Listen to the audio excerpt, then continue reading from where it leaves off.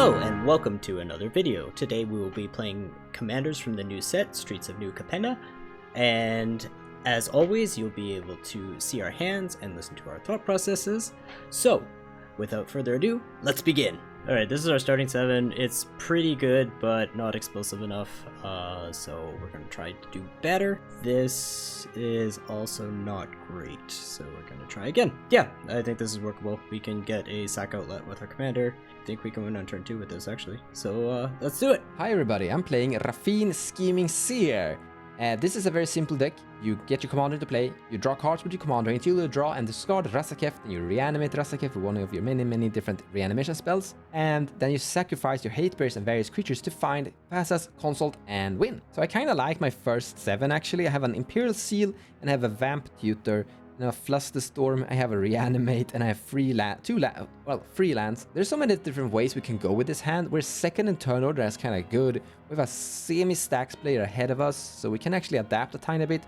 Now we could use these tutors to actually find Fastest and Consult. That's gonna be a little bit telegraphed. I think I'd rather use Imperial Seal to get my commander to play faster with a form of fast mana rock of variance, and then keep my Vamp Tutor for later, because that's a more safe play. Also, I can easily just get my commander to play, use the Vamp Tutor to find Rassakef later, and I already have the Reanimate and a Flusterstorm interaction in my hand. So I'm gonna keep this hand. It's a very safe hand. It's not an explosive hand, but it's a hand that would definitely work out and will deliver a game.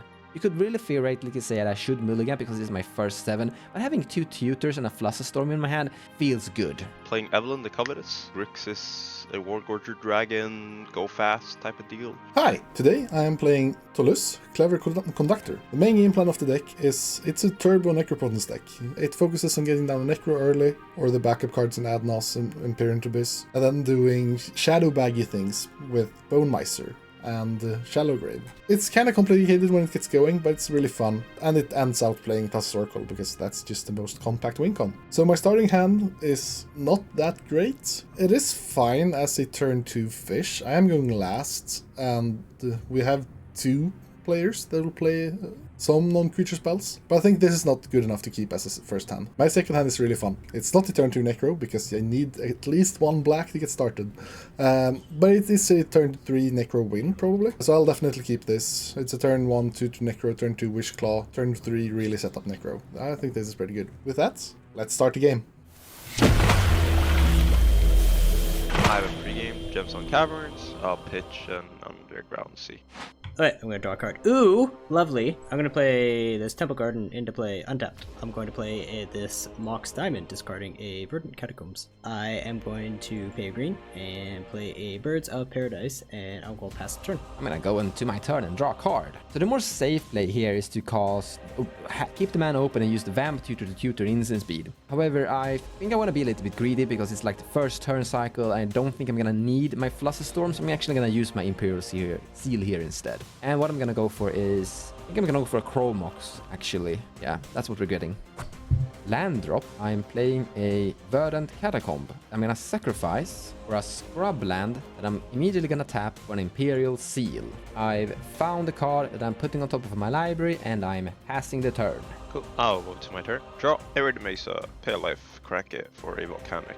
And if it's okay, at the same time I would like to cast a Demonic Tutor. I put a card into my hand, and I'll pass my turn. Take my turn. I'll play a Command Tower. Tap it to cast a Imperial Seal. Taking 2 and putting a card on the top of my deck. And I will be taking this card. And then I'll pass my turn.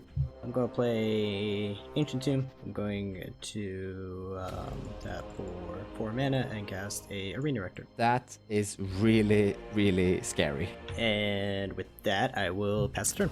Okay, now. Someone fast, kill the Arena Rector or not. I will go to my turn and draw a card. I'm gonna play a Sea of Clouds. I'm gonna cast a Chromo.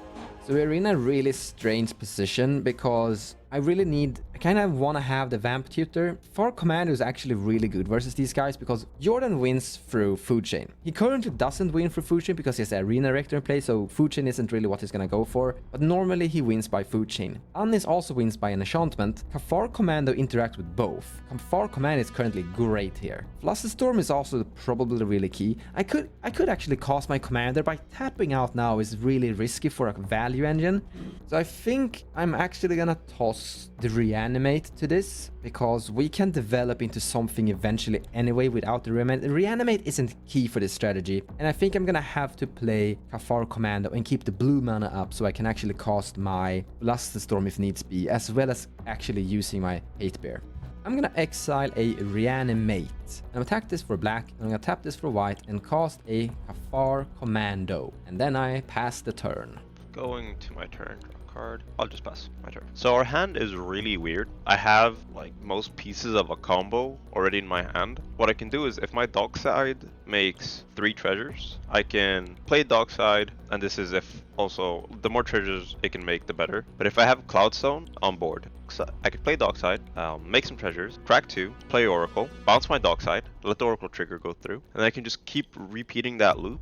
And after I have infinite mana, I can start using my commander instead. So I'll cast my commander, bounce my dockside, play my dockside again, bounce my commander, and then I can mill out I can exile everyone's libraries, and then I can just blink Oracle one more time, and then I can win through that. But I need a lot of mana, so it might be a bit tricky. Take my turn. Land for turn will be a scrub land. I will cast a Lotus Petal, and I will tap 2 for a Wishclaw Talisman. The Wishclaw Talisman is a bit in the line of fire due to the Cathar Commando in play. I kinda still just want to slam it, just like if it survives, it's great. If it doesn't survive, I still have the win my next turn. Jordan has the win on board. I'm hoping that Mons, as well as Anis, who kept up mana, has interactions, so I don't have to interact myself. But worst, if worst comes to worst, I'll have to interact, and then I will reset back a turn. But even that's not that bad, because then I have a Necro with my commander, which is even better. So I think if Jordan doesn't just have protection and win here, we're in a pretty good spot, no matter what happens, actually. Okay, I'll go to my turn. I'm going to play this here Capenna of Souls, naming Elves, to cast my Rocco, X equals 1. Yeah, I can't stop that. A great Capenna of Souls there, by the way. In response to the Rocco ETB trigger, I will tap a blue and I'll Chain of Vapor the Rector. Yep, that'll work. Would you like to copy the Chain of Vapor? I will choose not to continue the chain, and I will get my 1-drop, which is a Starved Rusalka. I think I just passed the turn. Going to my turn, drawing a card. Gonna play this Bounder's Enclave. Drawing Mental Misstep, I'm really happy about that. Now, Bounder's Enclave is really good with his commander because we can use it to draw cards, and it's actually kind of important to draw cards with his commander because you're not increasing your hand size, you're just filtering. And Bounder's Enclave is something that is actually really easy to acquire because we're putting +1 some counters on creatures, so we're buffing its power quite fast. We can actually still use colorless mana to sacrifice Cathar Commando, which is a great hate bear currently the board state. Jordan is going to win on his next turn. Flusterstorm doesn't actually interact with that one bit. Cathar Commando does not interact with Jordan either one bit because he's gonna find a Planeswalker. We could gamble that some of the other guys are gonna find answers to Jordan. Like, I feel like I have answers to Pontus and Anis currently, but I don't have an answer to Jordan. Using the Vamp Tutor here doesn't work either to find an answer for Jordan because I can't draw it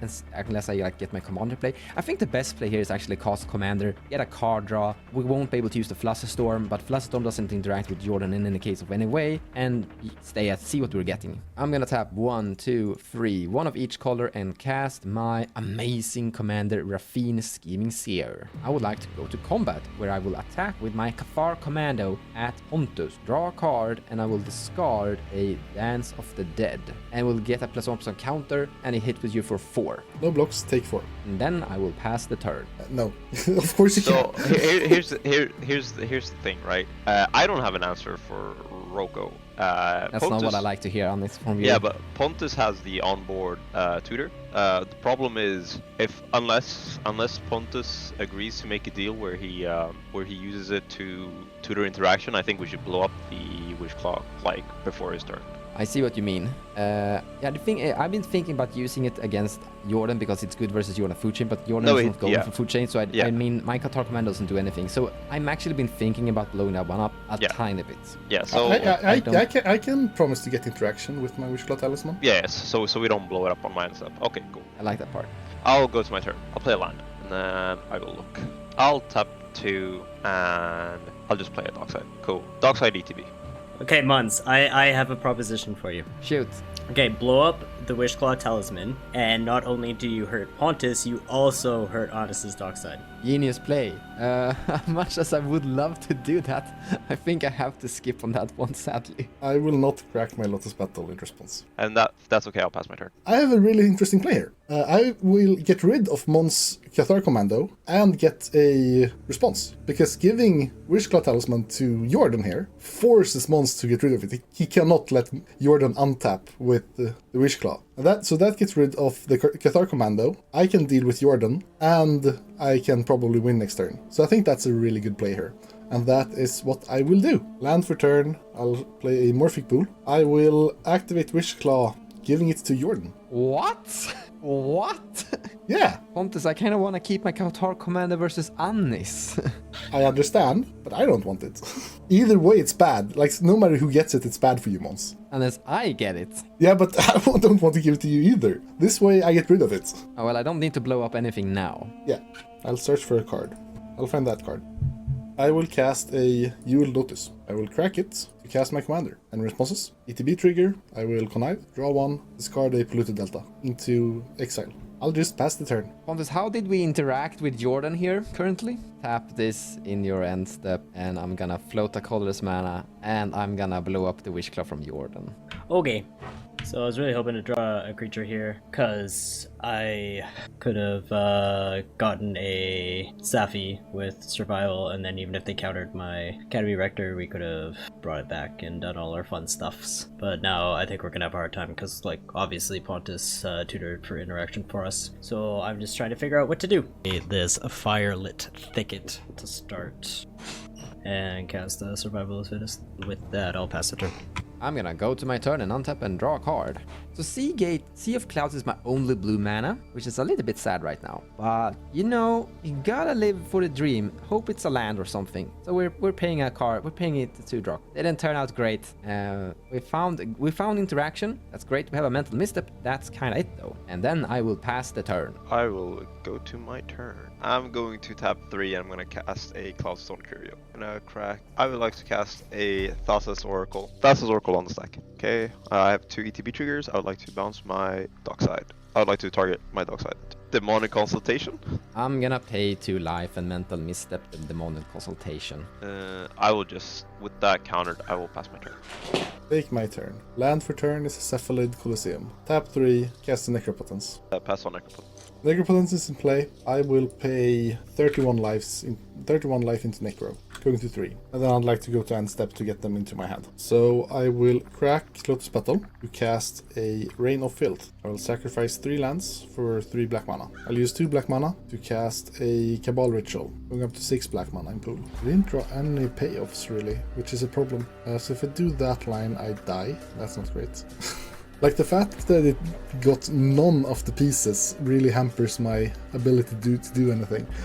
If I only had 1 piece. So I drew none of the pieces for my end step combo to work. So I guess I'll just sculpt a good 7 and don't die, and hopefully not die. But before I sculpt, I will tap a blue to take a damage, use my 6 floating black mana. Oh wait, that doesn't work either. Yeah, it does. Use my 6 floating black mana and cast a Psych Rift Overloaded. I really like that. That's actually interacting with Jordan greatly. And I think I don't need to do anything versus Jordan. So I think I'm gonna use my Vamp Tutor here. Yeah, this is the moment we're gonna use it. In response to your Psych Rift Overload, I'll tap my Chromox for a black mana and cast Vamp Tutor. I have a misstep, but I die. Apparently Pontus doesn't have interaction versus this, so my Vamp Tutor resolves. I drew none of my relevant pieces, okay? Like, really, 0 of them. Like, I'm really looking for an out, but there just isn't any. I'm finding Rhystic Study as my card choice. The reason I'm finding Rhystic Study, it's I need something to blow me into the game.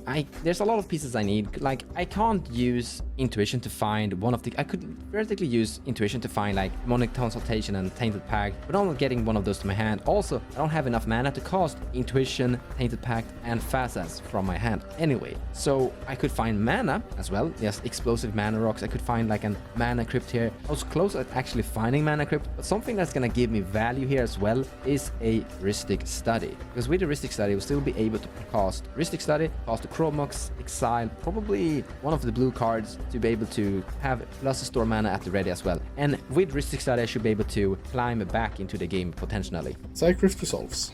And then I need to sculpt the hand. Vampiric Tutor, Sea of Clouds, Bloodsin Mire, Mana Confluence, Mystic Remora, Ponder, Thought Scour, and Oblivion Crown. 2 Toluz exile. And then I pass my turn. Alright, let's try and win this game.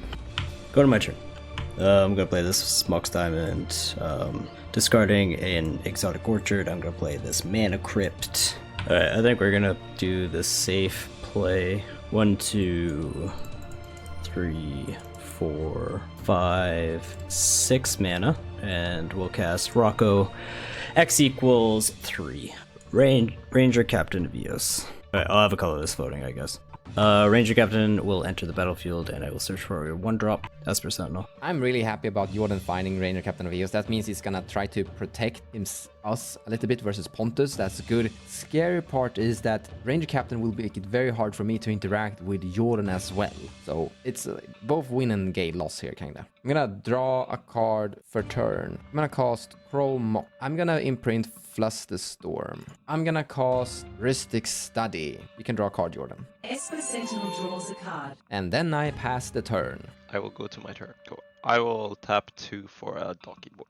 You can draw. I just need to think real. So Dockside is 5, correct? 6 treasure tokens. I will cast a Cloudstone Curio. So this is actually a very interesting situation, and Rhystic Study is quite beautiful here, because currently Anis is going to generate infinite treasures, theoretically, because he bouncing fast as bouncing Dockside, generating 6 treasure each time, but only paying 4 mana for each generation. However, because of Rhystic Study, he needs to pay for mana for each his Dockside and Fast. Yes, he can generate infinite treasures, but I will also draw cards in the process. I am going to first cast Thassa's Oracle. I'm going to let you draw a card with Rhystic. I'm going to let the ETB happen, and then I'm going to use my last 2 treasures. I'm going to cast Dockside Extortionist. And you can draw a card for this as well. I will then get 6 treasures, and I will return Thassa's to my hand. I will then use 2 of those. I'm going to crack 2 treasures. I'm going to cast Witchclaw. I pay for a Rhystic Study with that treasure. Cool. I'm going to tap 1, and I'm going to give Mons this Witchclaw. Now my Dockside makes 7, correct? I'll tutor a card. I'll shuffle. I'm going to use 2 treasures. I'm going to cast Fimage, not pay. You can draw a card. Okay, so now this will enter. I will make 7 treasures, and then at this point, I'll keep paying for Rhystic. No, the Curio doesn't target. It's return another permanent you control. That's why this works. So I would now like to propose a loop where I keep bouncing my 2 Docksides, and I'll have enough mana to keep paying for Rhystic. Is that okay? So what I'm going to do as Fimage is going to enter as a Dockside, and then I'm going to bounce Dockside to my hand, and then I'm going to cast Dockside again, and then I'll get another Cloudstone Curio trigger, and very importantly, because Cloudstone Curio doesn't target my Fimage to bounce it, Fimage doesn't sacrifice itself, so I will get it back to my hand, and then I will recast it as a Dockside, then I'll have 2 Docksides just coming in and out of the field, and I'll have enough mana to keep paying for Rhystic as well, so Mons doesn't draw his library. After I have infinite mana, I'm just gonna cast my commander an infinite amount of time. I guess it doesn't have to be an infinite amount of times. I can keep casting it until I exile, because when my commander enters the battlefield, she exiles the top card of each player's library. So I can keep doing that until I have 4 cards left, and then and then when I only have 4 cards left in my library, I will play Thassa's Oracle. Any response to any of this? No, I was too greedy. I thought I could save my interaction for longer, but I should have countered I should have used my Spell Pierce against your Witchclaw Talisman to make it harder for you. No, you have 3 treasures afterwards, so you couldn't have done it, so to say. This is what I should have done, but I was greedy. Greed killed me. Yeah. Alright, with your Thassa's Oracle trigger on the stack, I'm gonna cast Endurance, targeting you, exiling Birds of Paradise. So there's an Oracle trigger on the stack, but there's also a Cloudstone Curio trigger on the stack. So what I'll do is I'll just return my Dockside to my hand. First Endurance will happen. I will shuffle in my 5 cards in my graveyard into the bottom of my library. Oracle trigger will happen, I won't win, and then Cloudstone Curio trigger happens, and then I will cast Dockside Extortionist with my infinite mana, and then I will bounce my Oracle, and I'll just replay my Oracle. I'll bounce my commander so that I mill out 2 or 3 more cards out of my library, and then I will play Oracle again. I totally forgot that Cloudstone Courier doesn't target, so I didn't think I would need to use my Spell Pierce, but yeah, my fault. I should have used the Spell Pierce on the Wishclaw Talisman there. Yeah, sadly Necro didn't get us there. It was close, but I drew only one of the payoffs and I needed one other payoff. But that's life sometimes. Good game.